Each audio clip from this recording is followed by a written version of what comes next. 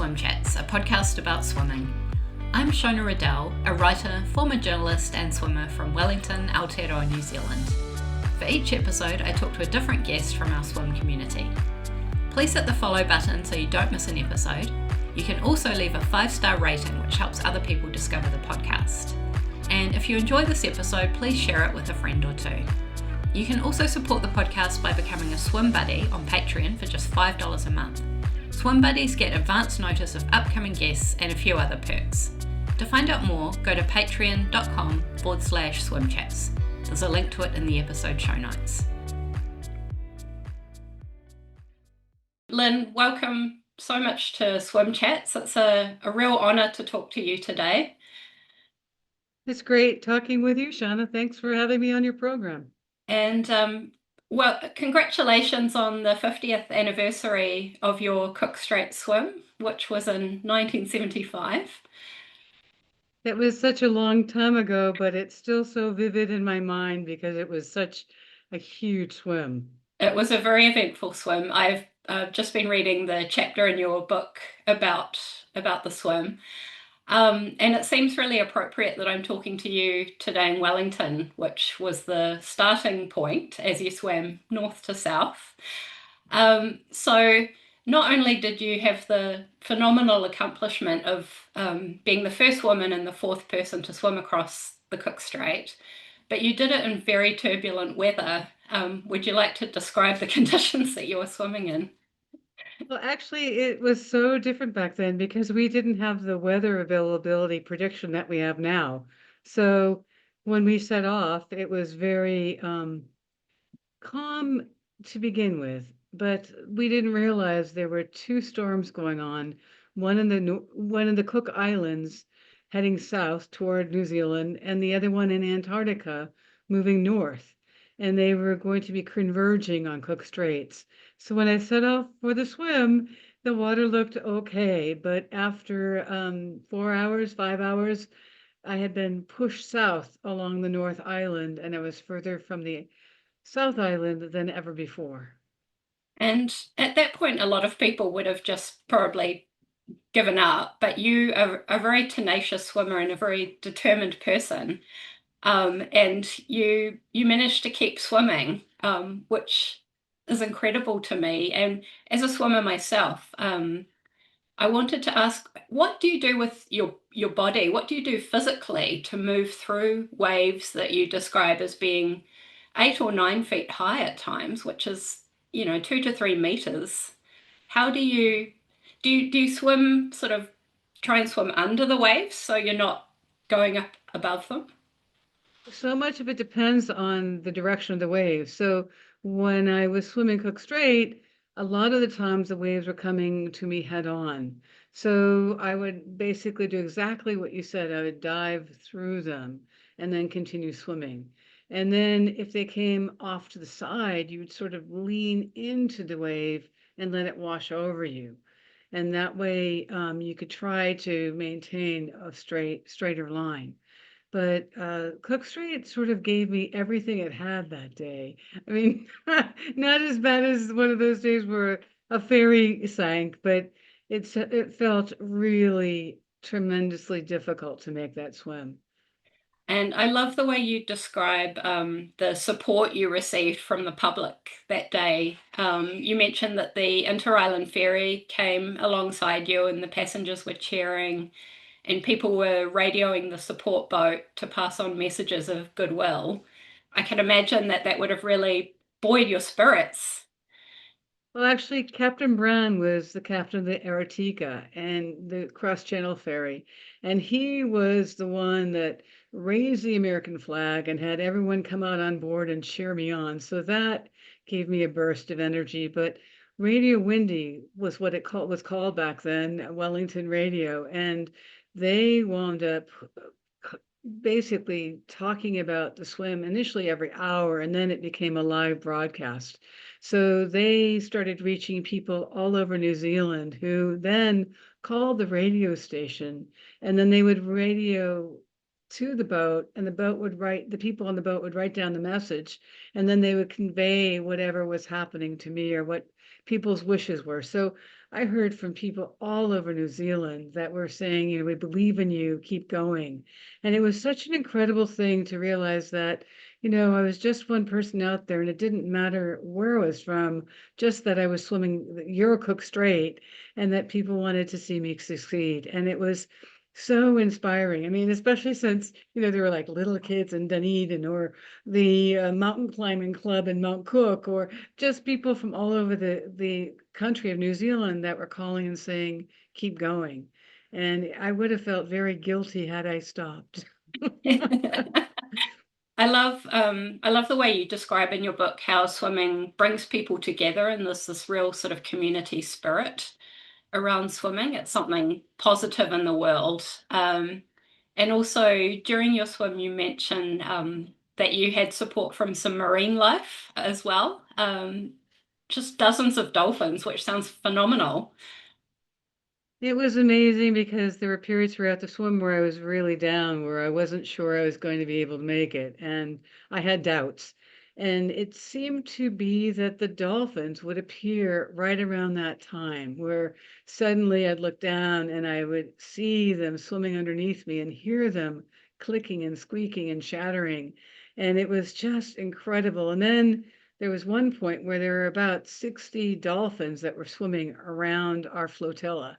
And everyone was, so happy because it was a break from just that struggle of moving forward. And toward the end of the swim, there were about 8 dolphins that stayed very close to me and the two paddlers on the board and the small skiff. And I found out afterwards that when you get to the South Island, the bottom of the ocean drops out and there's a lot of current there, but because of that, there's a lot of upwelling and a lot of food and a lot of fish. So there are a lot of sharks that hang out in that area. So the dolphins were really moving in, protecting us as we came into shore. I love that so much. And you mentioned that after the swim, which you completed in just over 12 hours, which is phenomenal because after 5 hours, you were behind your starting point. So to complete the whole thing in 12 hours in those conditions, I think is just amazing. And you talk about on the way back, you fell asleep on the boat because naturally you were exhausted and you didn't realize that the boat almost sank on the way back. That's how rough the weather was. Yes, yeah, I had no idea. And actually, most of the crew during that crossing got tremendously seasick. And they were just so relieved to make it back to the North Island. And yeah, the swim was one of my toughest ever. It took so much out of me, but it was a realization, as you said, of a point where you bring people together, where, you just felt this connection with people all over. And the other part was that when I got home and went back to high school, the newspaper, the Los Angeles Times, covered the swim, and suddenly there was all sorts of interest in New Zealand. And I heard from the American ambassador to New Zealand after the swim, who said that it had helped to further relations between the US and New Zealand at a time when things had been not great because there were concerns about nuclear submarines and all that. And the swim sort of diluted that. Was that the first time you realized that swimming could be sort of an act of diplomacy between two countries? Exactly that. I realized that maybe a swim could be more than just an athletic challenge. Maybe it could be something that helped to mend differences or create ways to bridge borders.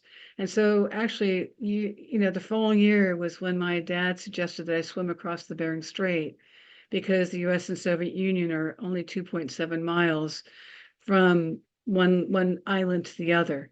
And so for the next 11 years, I worked on trying to get permission, wrote to Brezhnev and Chernenko, and finally it was President Gorbachev that gave permission for it. And the swim did open the border between the United States and Soviet Union. It promoted peace and goodwill, and it also allowed for all sorts of exchanges to occur afterwards, from everything from cultural exchanges, but also there was an opening with the US and Soviets creating a land bridge park between the two countries, and fishing rights changed, and families were able to see each other without passports. Inuit families who lived on the Alaskan side and on the Siberian side of the Bering Strait. That's incredible. And I know your Bering Strait swim was between Alaska and Russia, Soviet Union, during the Cold War, and the water temperature was about 2 or 3 degrees Celsius. Is that right? That's right. It started out just a little bit warmer, but quickly dropped. And the swim I was doing was just in a swimsuit, bathing cap, and goggles. The idea was about the human reach, not about technology. It was about trying to connect the two countries. And it was physically incredibly difficult because I had trained for swimming in cold water, but I had never trained in water that cold before. And so, I was monitoring my body as I was swimming and looking at my fingers, and they were turning white. And I had swallowed a thermopill, which was measuring my core temperature. And there was a world's expert, Dr. William Keating, on board the Umiak, the walrus skin boat, who was watching me, along with Dr. Nybor from the University of Alaska, to make sure that I wasn't going into hypothermia. And every once in a while, they would have me roll over and hold a receiver near my stomach to try to get a good core temperature and internal temperature. Unfortunately, they were moving up and down in the boat because the water was moving around and they couldn't get a very good reading. So I think after the fourth or fifth time, I finally just said, it's more important to make the swim than it is to monitor my temperature. So they realized that that really was the case and let me swim as fast as I could toward the Soviet Union. That's just incredible. And I should mention that all your swims are very vividly described in your book, which I have here, Swimming to Antarctica, which was published just over 20 years ago. And I'll just backtrack a little bit. So you mentioned that after the Cook Strait swim, you returned to high school because you were only 17 at that time, right? Right, Yeah, right. and so even before that, you'd already swum the English Channel twice at the ages of 15 and 16, I think. Is that right? And Yes, that's right. in the early 70s, and both times you'd broken world records, the men's and women's fastest. Yeah, Well, yeah, yes. just phenomenal. I loved the detail of when you first arrive, well, when you first reach France after your first channel crossing, and it was your first time in France. So what a way to arrive by swimming across the channel. It was so exciting. I had taken French in high school, and so I had been practicing what will I say to anyone who's on the French shore. And it was so funny because when you land on the French shore, you look up and you can see these white cliffs. And I could just hear three people yelling to me, tu nages la Manche, did you swim the channel? And I said, oui, je nage la Manche. And you could hear them clapping but I think the thing too, though, is that to be able to hear French spoken made me really realize that I had arrived in France. I had dreamed of doing this swim. I mentally rehearsed it. I had trained for it. And when you finally reach shore and you hear somebody speaking the language of the country, you just go, oh, we arrived, we made it, and it was really exciting to be there. I can imagine. And one of the things I love about your book is you describe each of your swims so vividly. I feel like I'm swimming alongside you on each of the swims. And there are just so many little details. Like you describe, you're crossing the English Channel, it's dark, I think it's still nighttime, and you come across these, you don't know what they are, but they're these sort of spherical things that you describe as being like disembodied heads. Do you want to talk about that for a moment? Yes, it was really weird because, you go through stuff in the middle of the night and you can't see any of it and you don't know what's moving around you. So I came to this patch where it felt like heads rolling around. And finally, I yelled up at Reg Brickle Sr., the pilot, and said, "What is in the water with me?" He said, "Oh, it's lettuce heads. The barge went by and they were rotting, so they just dumped them in the channel." And so I told this to a friend when I got back to California, and he started laughing. He said, when I was swimming, a barge had dumped a bunch of croissants into to the channel, and I knew I was pretty close to the front shore when I saw the croissants. All these funny It's things just that one of swimmers. those unexpected things. And I love how you're sort of curious about it, but you stay very calm. You ask the support, but what is this that I'm swimming through? Whereas a lot of people would just be absolutely freaking out. Um, Well, the thing about that is that if you freak out, that's using all sorts of energy that could be used to get you moving forward. And so much of my training was, my dad and mom, when I was a young kid, when I was 14, had me training at night so I could get used to swimming through darkness. But also, I found out more recently there was a swimmer who came from Australia here to Catalina Channel area, and he got very seasick during a channel swim, and it was probably because he had not swum at night and he wasn't used to trying to focus on the boat lights and then on the paddleboard lights and also on the starlight. So it really messed up his equilibrium and he felt really sick and he wasn't able to complete the swim. So now I tell people, if you're going to do a night swim, it's really important to have trained that way ahead of time. I know that training and planning and preparation are huge for you in all of your big swims, obviously, especially because some of them no one had done them before. So, for example, you were the first person in the world to swim the Strait of Magellan at the bottom of South America, and you were the first person to swim around the Cape of Good Hope in South Africa, where you were pursued by a large shark. Um, Being the first person in the world to do a swim means there's no precedent, and obviously you can plan a lot, but I imagine you have to remain very open-minded at the same time for whatever you may come across. You do need to be open-minded, and I think the other thing is that you sort of need to triangulate the information. I would go to 3 or 4 or 5 different sources, local sources too. I mean, primarily because local people know more about the conditions there than anywhere else. But I would try to do a lot of background beforehand. But many of these swims existed, or when I was trying to do them, it was way before the internet. So I'd have to reach out through embassies or through uh, telex. There wasn't even email connections or even letters. And all of that would take time. But as things progressed, like when I swam across the Strait of Gibraltar, things had changed, and I was able to more easily get in touch with people and find support locally for that swim. Yeah, that point about needing local knowledge is so important. And actually, that brings me back to your Cook Strait swim. I was curious to ask if you did any training in Wellington Harbour because that's where I swim. Oh, okay. I trained right in Island Bay. I Oh, cool. love swimming right there. It was so great. And it's been really interesting because, the Cataldo family were so much part of my swim. John Cataldo was my pilot. And it turns out that his daughter lives in that area still. So through the years, we've stayed in touch. And I just found out that Captain Brown still lives locally. So I was hoping this year I could get back to New Zealand to be there to see him again and a number of the contacts that I've made, but unfortunately it hasn't worked out. But maybe at some point I'll be back in New Zealand because I just love the attitude and the environment and the swimming conditions. It's just such a remarkable place in the world. And there's also a marine reserve in Island Bay, which I don't know if you've heard about. It's about 16 or 17 years old, so it wasn't there when you did your swim. But now that Island Bay area is even more beautiful. There's so much marine life there.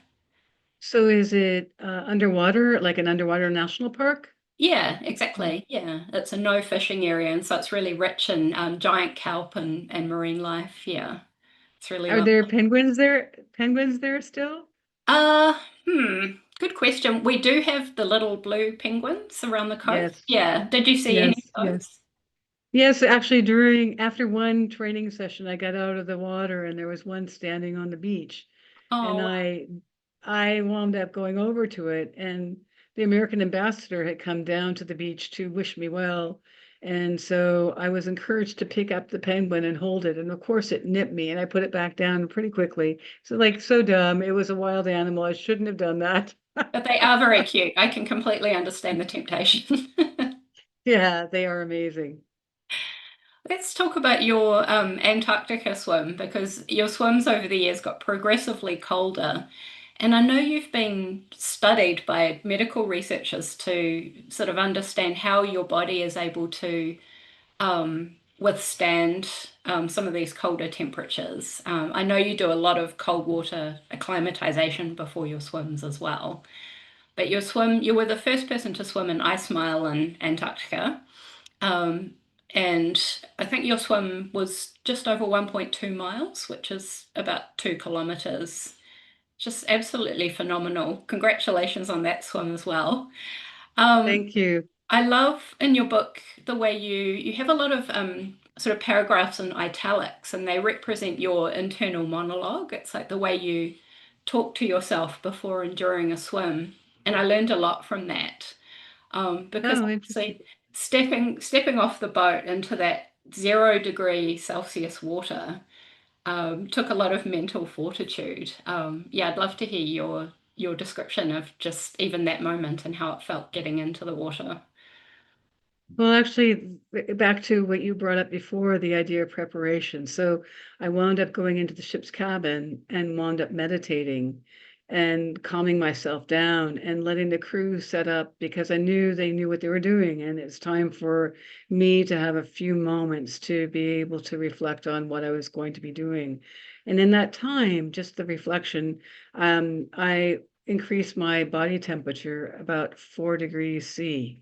And so I think my body was realizing, or my mind was telling my body, you got to turn on the heater. So I left the cabin, walked down the steps to this platform, and then slid into the water. The idea was to have the cold first absorbed by my feet and my legs, because I thought that, if I dive into the water, I can cause a cardiac arrest. The shock of hitting the water face first. You have vagus nerve in your face and you can overstimulate it and cause your heart to stop. So I figured I better go in feet first. And so I did. And then I came up and I decided before I even started to swim that I would swim head up for the first part of the swim so that I could get enough air because when you hit water that cold, it's extremely difficult to breathe. And also, you tend to want to swim really fast because that's something as a kid you learn that if you swim faster, you are warmer. Well, it doesn't really work that way when you're in 0 degrees C, but so I swam for a period of time with my head up, and eventually I was able to put my face in the water. And by doing that, get myself more into a swimming position and move much quicker. I had asked the crew to make sure that I was a mile offshore. It turns out that the captain of the ship didn't think I was going to be making a mile, wouldn't be able to make it. So he wound up bringing the ship 7/10 of a mile from shore. But my crew knew that that had happened. So what they did is they did a zigzag course to make sure that at the very least I swam a mile because I wanted to do the first Antarctic mile. I wasn't thinking about ice swimming, that didn't even exist then. The idea was to try to do a mile in Antarctica. And because of the currents, I swam 1.22 miles. I'm not sure how that translates to kilometers, but and actually, as I was coming into shore, I noticed that there was a beach a little bit to my left, maybe a half a mile. And I thought, maybe 400 or 500 meters. And I thought, maybe I could swim further and make it more difficult for anyone else to ever do this. And then I thought, that's really stupid because you've cooled down and the outside of your body is as cold as the water temperature. And when you stop swimming, you're going to open up everything, and all the warm blood's going to go out to the extremities, and all the cold blood's going to come in, and that's going to drop your temperature. And you're not sure how far that's going to drop your temperature. So you've already almost made it to shore. Finish the swim, succeed, and realize that you set the goal. You achieved the goal you set. Don't try to push something further. And I actually reflected on how a lot of mountain climbers do that, where they get to a point where they think they can do something more and they really can't. And then they push it and the mistake is made and something bad happens. So it was like, just finish. So I did, and we celebrated the crew who were so important to the swim on board the ship and also in the smaller Zodiac boats. I've seen footage of your Antarctica swim, and because your head's out of the water for a lot of it, you can see that you're smiling, which is just incredible. Yeah, and like like you say, after a swim, especially when at that temperature, you need to think about the after drop, which is how your body's going to continue to cool down after you get out of the water. And I remember reading in your book that you were literally surrounded by people who were using their body heat to warm you up. Is that the most effective way to warm up after a cold swim? Actually, actually, I am still working on that. I think for me, the best way to warm up after even a cold swim in the wintertime here in California, it gets down to 10 degrees, maybe 9, so centigrade. So Celsius. So I wound up doing light weights for 20 minutes to half an hour. And I also do a lot of squats because their large muscles are in your legs. And I figure that if I can move and use metabolically create heat, that will increase my core temperature. The idea of getting into a really warm shower, I don't really like doing that right away because it just seems to make me colder. Because what you're doing is taking the cold blood on the outside of your body and throwing it into your core.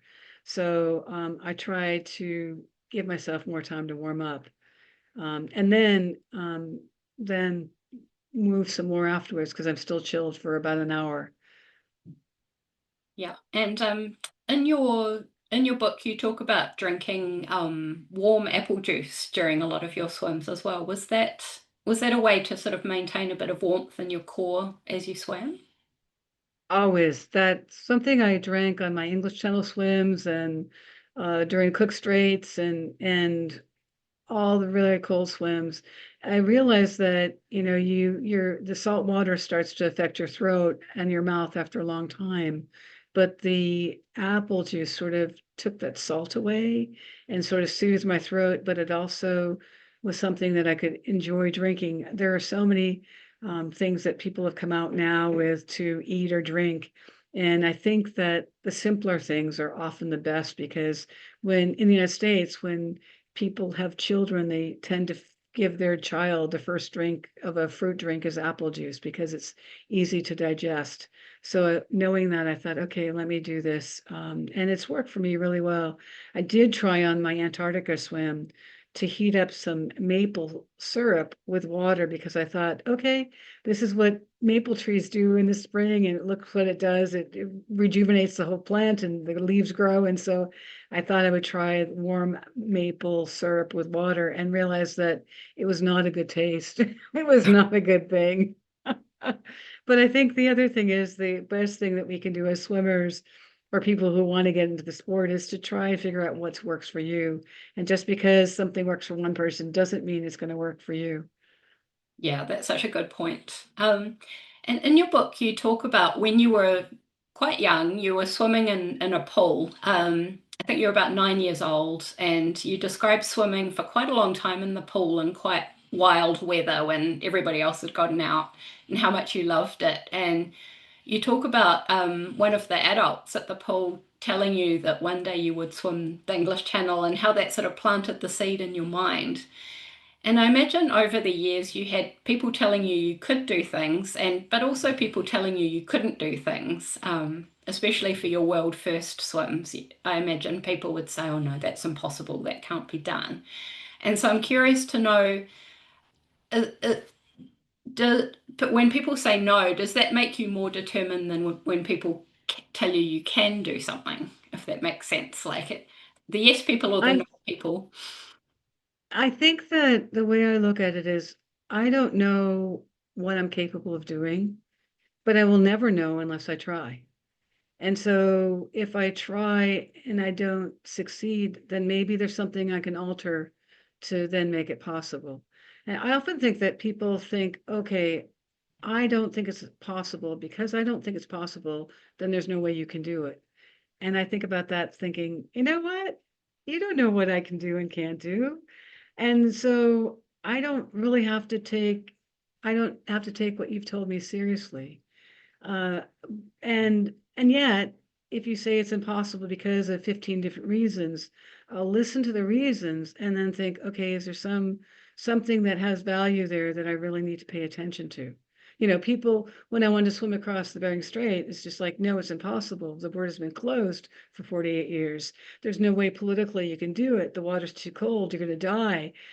All these things people kept saying, how are you going to get support boats? There's no boats out there. So I had to address each of the issues. And it took 11 years for me to train and get permission and earn enough money, because nobody was sponsoring a swim like that because they didn't believe it was possible. So there were a few people that helped support the swim that came on their own dime, but for the most part, it was my banking account that I'd saved money to do this because I believed it was so important to be able to diminish tensions between the US and Soviet Union. And that I really felt that as an athlete, you can help to change things like that. You can help make a positive difference in the world.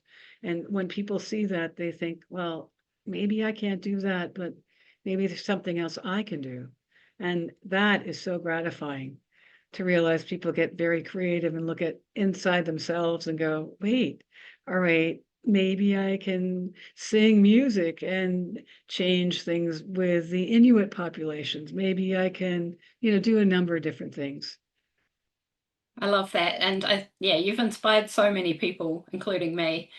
And I get the impression from reading your book that initially time and distance were important, and I imagine they always were, but over time, almost the symbolism of the swim became the most important thing, like the location and what it symbolized to do that particular swim.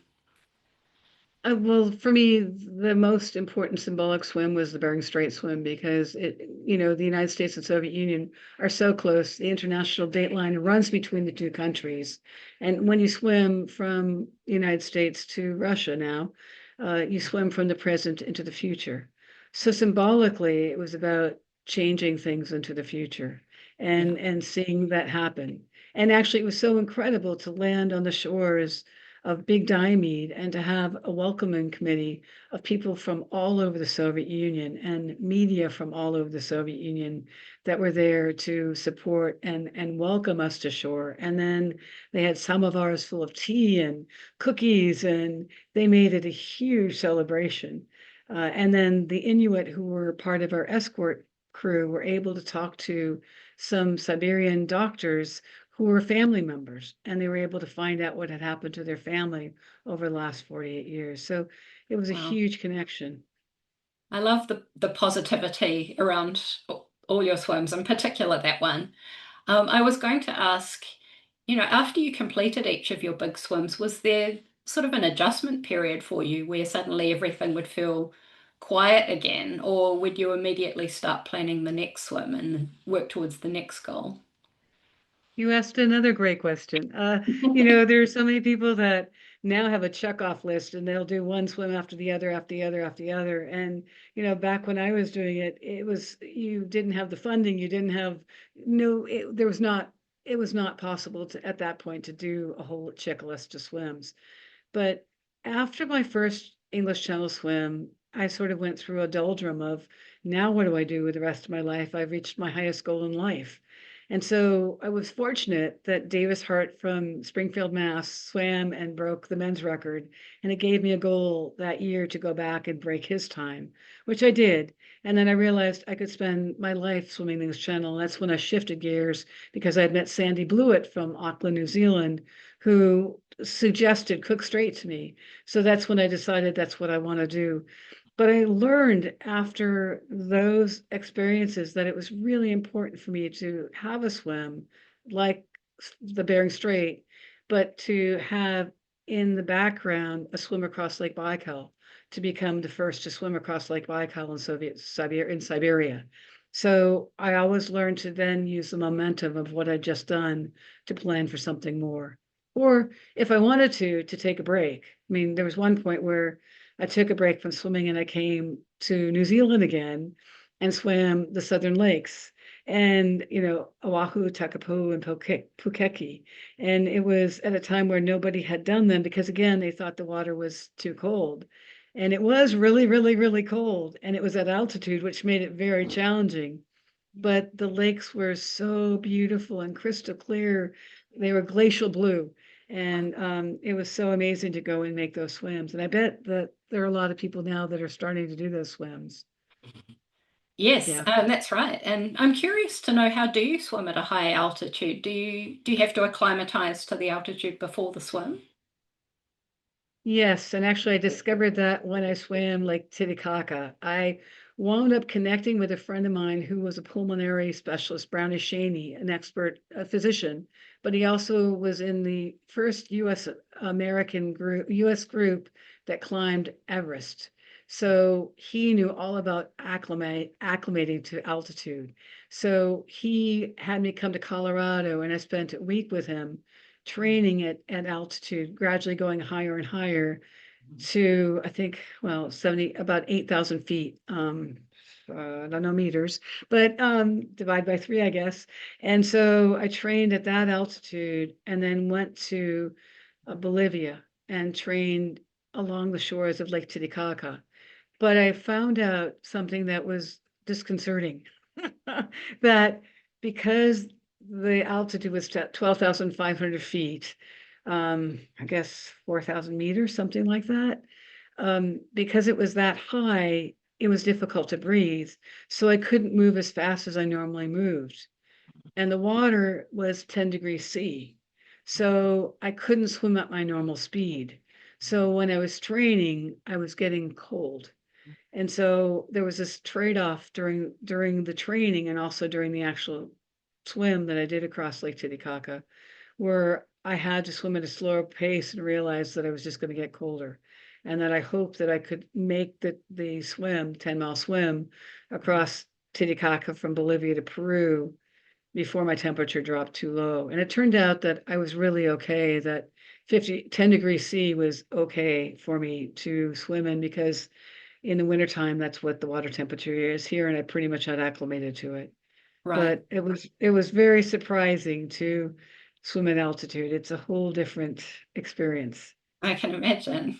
And Yeah. actually, speaking of cold water reminds me of one of my other questions, which is, do you find it uncomfortable to swim in warmer water? For example, if you were on a Pacific island, or I don't know if you've completed a warmer swim, but does your body struggle with that? I did do a swim from Egypt to Israel and Israel to Jordan as a celebration of the process of peace back then. And it was in the late 80s. And the water temperature was, I don't know, 20, 25. It was centigrade Celsius. It was very, very, very warm.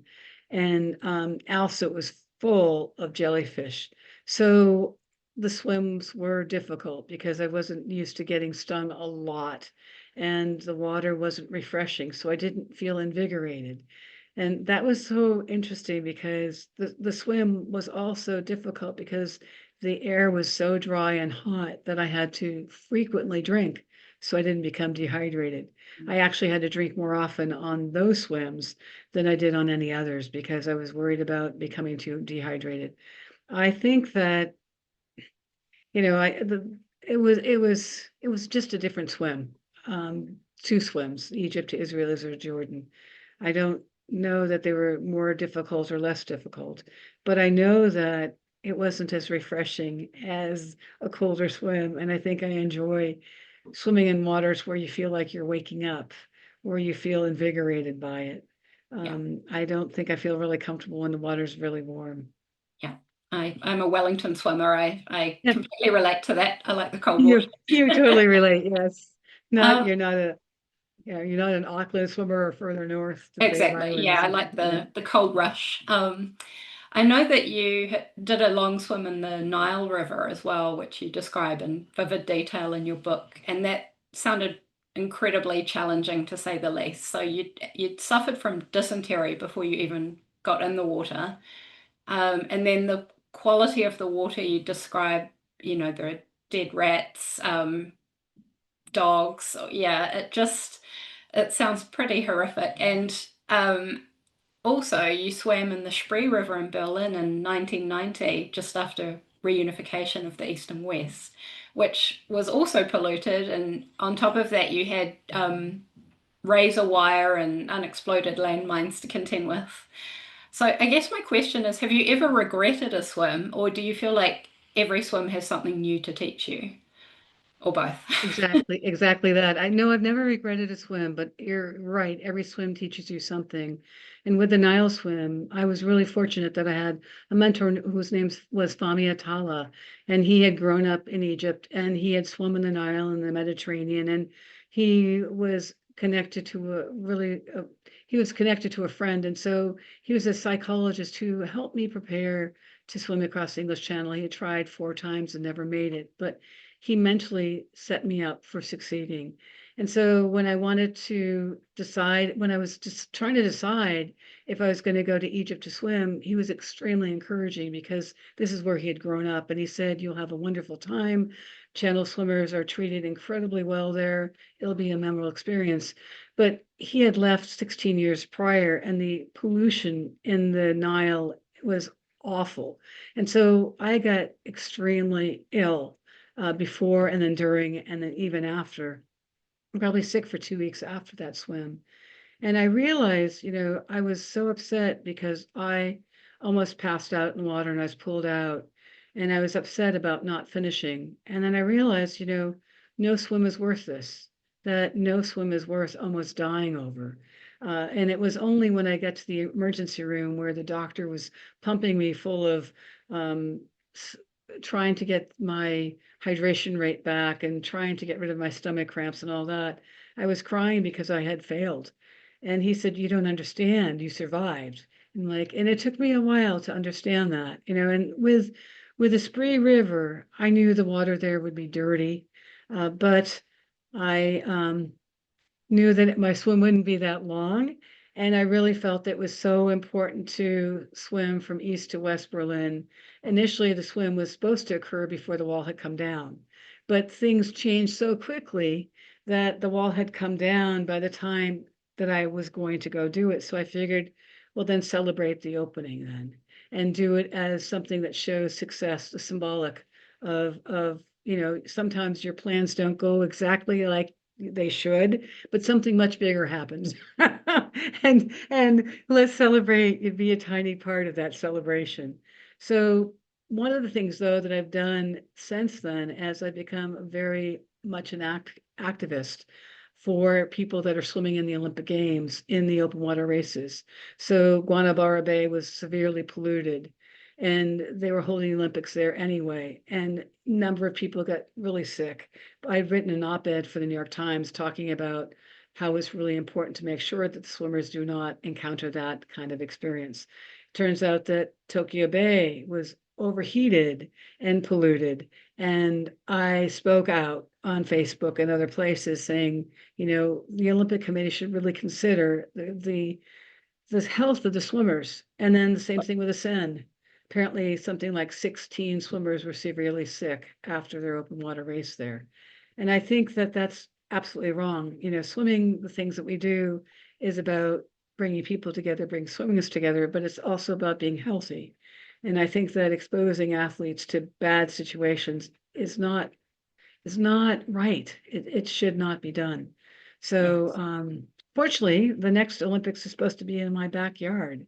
And hopefully, the waters off Long Beach, California will be clear for the swim. So far, they seem to be really good, but you Oh, never know great. what yeah, Right. yeah.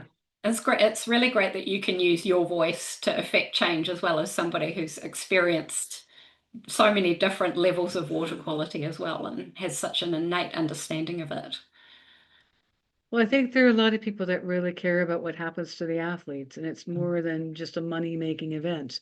And Yeah. I think that that needs to stay at the forefront of the organizers' minds, that it's really important that the athletes are healthy and they don't get harmed by competing. And I think that there are people that are understanding that.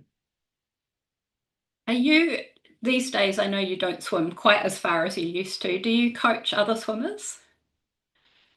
No, I help other swimmers along. I don't coach. There are people that come to me right now. There's a woman who's a free diver who's been diving very deep in the ocean, and she hasn't been comfortable swimming. So I've been helping her get used to open water swimming. And another friend, another person I met in the open water. I help people along. I don't really coach. I did that early on, and I went on other people's swims and helped out on their swims. But now I'm really more focused on doing corporate speaking or speaking at schools and writing books and staying in shape by swimming and lifting weights. And I know a lot of people listening to this podcast are already competent swimmers, but there might be something holding them back in terms of open water confidence or wanting to go a bit further or a bit faster. Like, what sort of advice, just generally speaking, do you give people who want to develop their swimming, but something's holding them back? Well, I think if they're going to get into the open water, the first thing I think is important to find an area that has a lifeguard there all the time, just for safety. And then looking around and finding people that are really competent open water swimmers, because often there'll be 3 or 4 or 10 swimmers that will swim together on certain days. And so the idea would be to go along with them and to be mentored by them and to spend time, but also be open and also be questioning, because a lot of times there are myths that are handed down from one person to the other that sometimes are not accurate. And so you want to really check the information that you're getting. And you also want to do it really slowly and don't overdo it to start with. Like lifting weights, if you lift too much weights the first day you're back to lifting weights, you're going to be sore now for 2 weeks, maybe. So do less than what you expect you can do and then gradually build up further so that you don't feel like you've gotten over your head. Yeah, very good advice. And I know you still like to do a lot of swimming in California, which is where you're talking to me today. I'm curious to know, are you part of a swim community there, or do you prefer to swim alone? Both. I like to swim alone in the morning because I just get up, throw my swimsuit on, and if it's 6:30 or quarter 7 or 7 or whatever time it is, I can go in and just go. But what often happens now is that I'll meet other swimmers in the water who come from different parts of the area. So I'll meet Ken further south, I'll meet Eileen further north, Ria will come an hour later, and then we'll have other people that join along the way that there are 2 people that come actually earlier in the morning. So it's a way of connecting. And, there's Fred the Frenchman and Scotty the sailor. And and we talk for a few minutes and get going. And we realize that, you don't do this in a pool. You don't stop and talk to each other and catch up on stuff, even if it's like just for 2 minutes or even for five. And often, I'll do something where at the end of the workout, I'll spend 15 or 20 minutes dog paddling with somebody just to say, so what are you doing today? And what's happening tomorrow? And it's a social time and a way to reinforce the friendship. Whereas in a swimming pool, you have maybe 10 seconds between hundreds or 20 seconds between 500s where say a couple words and then somebody's gone.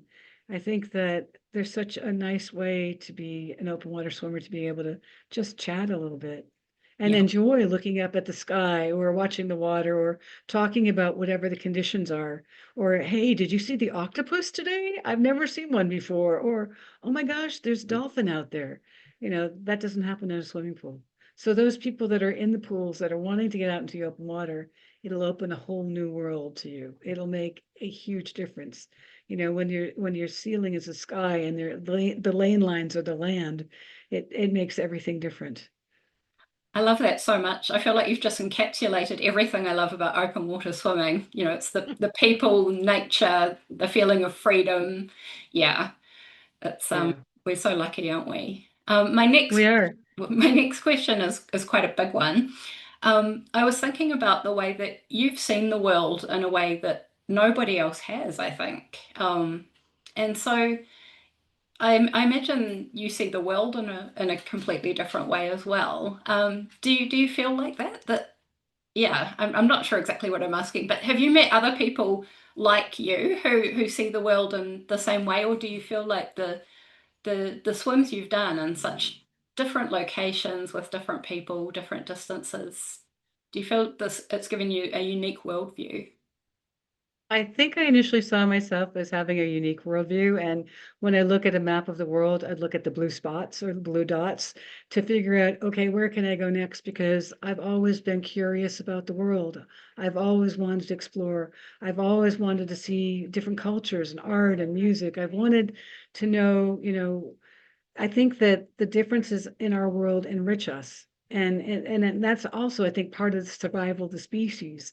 The more differentiation you can have, the more likely people, plants, animals are going to survive. And so, what is it that makes New Zealanders different than Canadians? What makes them different than people from England? What is important to them? How do they live? And, so that's always intrigued me. But for me, just going as a traveler didn't really allow me to connect with people. And so as an athlete, it always did. It's sort of like you're given the stamp of approval even before you get there. You're not going to do something wrong because you're an athlete. And I'm speaking very generally, but I think it's very true.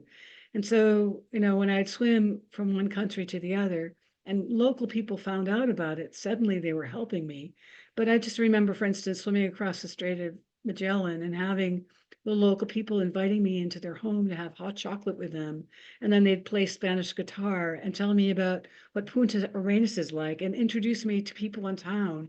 It was just so incredible to have that instant connection. And that's really what has been so inspiring and what has often made me want to do more, because of being able to connect with people. And I think there are a lot of swimmers now that are doing this the same way. One of my best friends was a man named David Udovan who did swims in between the Azores, Cape Verde, places nobody has swum since, nobody even dreamed of doing. He swam between the islands of Indonesia.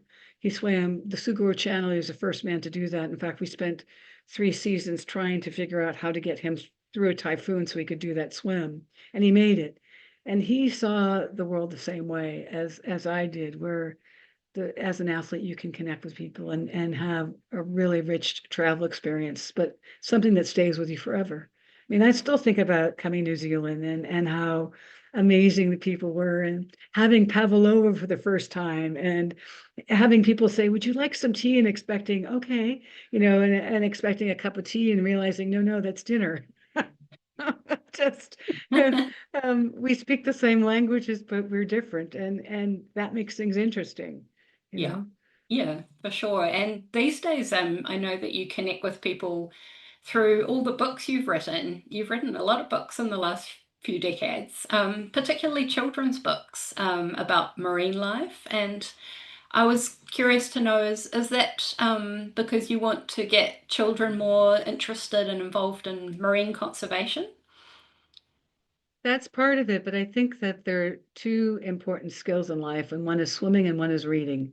And I think that if you can start children out loving to do both at a very early age, you've set them up to doing a great job of living life.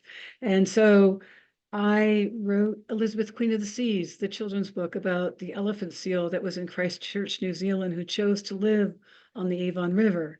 And she was a real being. And actually, when I'd been in New Zealand and had swum the three lakes around Mount Cook, I was walking around the Avon River, and a family told me, are you looking for Elizabeth? And I said, what are you talking about? Because I was expecting some woman swimmer in the river. It's like, no, no, she's a lovely elephant seal. And I thought, lovely elephant seal. Those words don't really go together because I've never thought of an elephant seal as being really lovely. But anyway, then they told me the story, and I thought, I really need to write this story one day. And so I finally did. And I was so fortunate because there's a illustrator named Brian Folka, who's won the Caldecott Award, which is the great award for children's illustrations. And he was the one who illustrated Elizabeth, Queen of the Seas. And then after that book, I wrote another book called Yoshi, Sea Turtle Genius. And that's about a sea turtle who was caught in a net off South Africa. And she was taken in by Japanese fishermen who held her and gave her food and started to rehab her, but she had a cut in her shell, so she would not have survived if she hadn't been brought to Two Oceans Aquarium in South Africa, in Cape Town. So they took her in and they were able to rehab her, and they kept her there for 20 years, and then realized that she needed to be released into nature. And so part of what I love is nature and how we are part of it and how important it is to highlight the animals. And one of the things that was so important to me with Yoshi was that She swam over 2 years back to Northwest Australia, probably where she was born.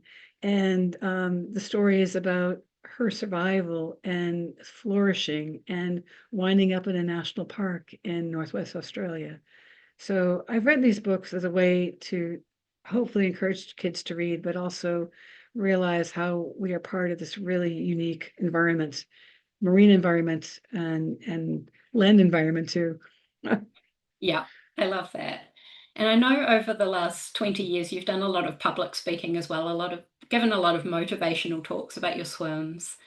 And so I was interested to know, was that a different kind of challenge, stepping onto the stage and talking in front of hundreds or probably even thousands of people?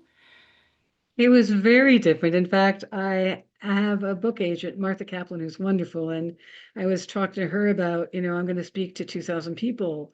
I feel very nervous about this. And so then I thought, she knew a friend who was an actor who did stage plays, very famous actor, and he lived in the same apartment complex. So I asked her, would you introduce me to Jerry? And we wound up meeting because Martha had dogs and Jerry had dogs. And so I asked him, could you coach me? Could you help me get over this fear of public speaking? And so he gave me tips on what to do and how to feel more comfortable, and that the audience was there really just to hear the story. But what I really wanted to do when I want to do, or when I do when I speak, is try to really connect with the audience right from the start. And the idea is that, why are they there to hear me? What are they doing in their lives? What's important to them? What's important to me? But no, what's important to Both. them? How can my story inspire them? Yeah. So I feel like I'm a coach up there, and I have this repertoire to be able to use to be able to explain different things about overcoming fear or teamwork, or how to keep going when all the odds seem to be against you, and what you do and how you rely on your crew. So I think that one of the things with the English Channel swim is that the currents are constantly changing. And so I was at one point speaking to a financial institution, and I discussed how you're constantly aware of what you're doing, but also which direction you're going in, and how you can invest in that direction, just like you invest people's money. And I would make parallels throughout the talk so that they could understand that I understood what they were doing, but also trying to use that information to inspire them to find new ways to be able to cross their English channels. Right. Oh, that's a great way to put it. Yeah. Well, Lynn, I know I need to let you go soon. It's been such a privilege talking to you today. Your book, Swimming to Antarctica, is honestly one of my favorite books of all time. I became an ocean swimmer about 5 years ago, and Yeah. yeah, that's really helped me. I've learned so much from it. So yeah, it's a real honor to get to talk to you today. Thank you. It's I been really wonderful talking with you, Shauna. You've oh asked such great questions, oh and thank you. questions that, people that are very experienced open water swimmer or just beginning, you've hit on so many of them that are so important, because I know there are people that are doing small swims or big swims, and at the end of them, they go, now what? Or, gee, I didn't make my goal. Now what happens? Or do I give up? Do I continue? Do I still love it? And I think the important thing in all of it is to remember that as long as there's the joy in still doing it, keep doing it. But when it becomes absolute work and you don't enjoy it anymore, do something else, and maybe you'll come back to it. But there's a big joy in swimming in the open water. So much joy. Thank you so much for your time today, Lynn. It's been a real pleasure and an honor. Thank you very much, Hannah. Really, really wonderful. Thanks for listening to this episode of Swim Chats. Please remember to follow or subscribe to the podcast so you don't miss an episode. And if you enjoyed it, you can leave a 5-star rating and review, which helps other people find it too. Enjoy the water, and we'll see you next time.